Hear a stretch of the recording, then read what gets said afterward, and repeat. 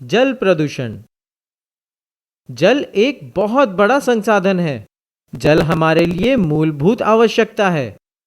हमारे द्वारा किए गए दैनिक कार्य यथा नहाने, कपड़े धोने, खाना बनाने और अन्य कामों में, जैसे उद्योग धंधों एवं खेतों की सिंचाई में, जल के उपयोग के बाद जल गंदा हो जाता है। जब भी वाहित मल, विषैले रासायनिक पदार्थ, यहाँ तक कि साबुन या डिटर्जेंट वाली झाग इसमें मिल जाती है, तो इसके रंग और गंध को बदल देते हैं। स्वच्छ जल सभी प्रकार के दोषों से मुक्त होते हैं, किंतु जब स्वच्छ जल के स्रोतों में ऐसे बाहरी पदार्थ मिल जाते हैं जो इसके गुणों में परिवर्तन लाकर इसे इस्तेमाल करने वालों के लिए हानिकारक बना देते हैं, तो वह जल प्रदूषण कहलाता है। जैसे निरंतर बहने वाली नदियों में शहरी कूड़ा करकट, गंदे पानी को छोड़ना प्रदूषण का मुख्य कारण है। जल वह प्राकृतिक उपहार है जिसका कोई विकल्प नहीं है। मनुष्य को जिस वस्तु की सबसे अधिक आवश्यकता पड़ती है वह जल ही है, और उसमें भी ताज़ा और मीठा जल। यह ताज़ा और मीठा जल ही पेय जल है। जल की आवश्यकता पूर्ति करने के उद्देश्य से ही मनुष्य प्रारंभ से नदियों के किनारे निवास करता आया है। आज भी गंगा नदी के किनारे हमारे देश की 1/3 जनसंख्या निवास करती है। जनसंख्या की वृद्धि के साथ ही जल की आवश्यकता पीने तक ही सीमित न रहकर अन्य अनेक कार्यों में होने लगी है। जल का उपयोग पीने, घरेलू कार्यों, खेतों की सिंचाई, उद्योगों, नौका चालन, मनोरंजन आदि विभिन्न कार्यों के लिए होने लगा है। पृथ्वी की सतह के 70% भाग में जल फैला है। यह सारा जल तरल के रूप में नहीं है। कुछ भाग बर्फ के रूप में है जो पीने के योग्य नहीं है, क्योंकि जिसमें से 2.2% पृथ्वी की सतह पर है और शेष 0.6% पृथ्वी के भीतर भूमिगत जल के रूप में।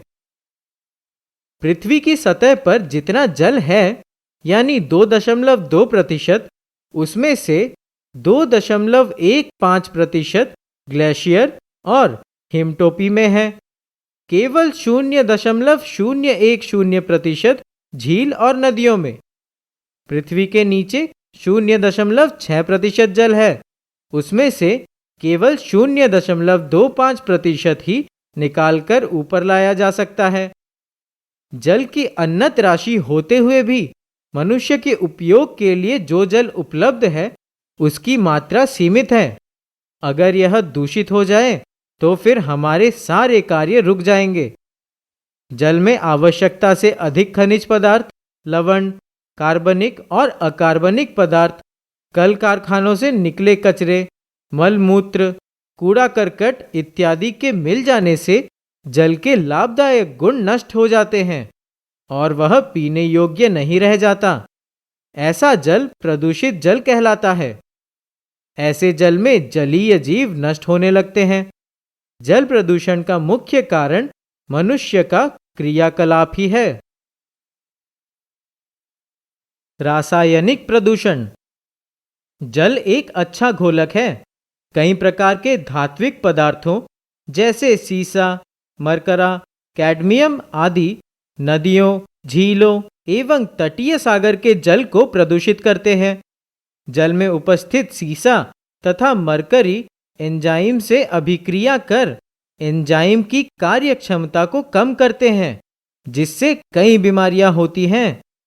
जल का प्रदूषण कृषि क्षेत्र में रासायनिक उर्वरकों के उपयोग से होता है। वर्षा जल इन रसायनों को अपने में घुलाकर समीप में स्थित झीलों, तालाबों तथा नदियों में पहुंचा देता है और जल प्रदूषित हो जाता है। रासायनिक उर्वरकों में मुख्य रूप से यूरिया, अमोनियम सल्फेट आदि का प्रयोग होता है। जल में नाइट्रोजन तथा फास्फोरस की मात्रा बढ़ने से जल का शैवाल की वृद्धि होती है। इसे नाइट्रिफिकेशन कहते हैं। शैवाल बैक्टीरिया द्वारा सड़ता है। इस सड़न प्रक्रिया में जल में घुली ऑक्सीजन का उपयोग होता है। जिससे जल में घुली ऑक्सीजन की मात्रा कम हो जाती है। जल में ऑक्सीजन की मात्रा घटने से जीव जंतुओं की मृत्यु हो जाती है। जल का शुद्धिकरण। जो जल स्वच्छ था, गंधहीन था, उसमें सूक्ष्मदर्शी जीवाणु हो सकते हैं, अतः वह स्वास्थ्य के लिए लाभप्रद नहीं है। इस तरह के जल को उबालकर स्वच्छ कर सकते हैं। उसे फिल्टर भी करके पी सकते हैं।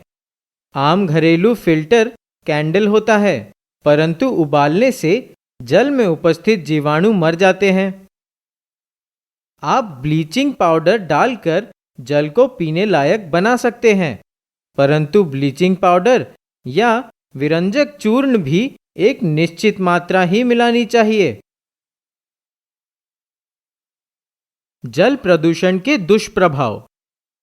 जल प्रदूषण से अनेक बीमारियों का प्रकोप हो सकता है, जैसे हैजा, टाइफॉइड, पीलिया, अतिसार इत्यादि। प्रदूषित जल पीने से पशुओं में भी बीमारी फैलती है। जल प्रदूषण के कारण जल में ऑक्सीजन की कमी हो जाती है, जिससे जलीय जंतु मरने लगते हैं। पेड़ पौधों पर भी प्रदूषित जल का प्रतिकूल प्रभाव पड़ता है, उनकी वृद्धि रुक जाती है। प्रदूषित जल से खेतों में लगी फसलों को भारी नुकसान पहुंचता है।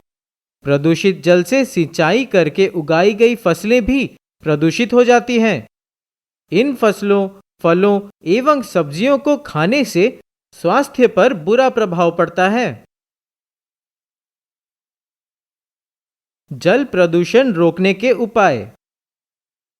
ऐसा जन जागरूकता अभियान चलाया जाए जिससे गांवों एवं शहरों की नालियों के गंदे जल को तालाबों, नदियों आदि में न गिरने दिया जाए।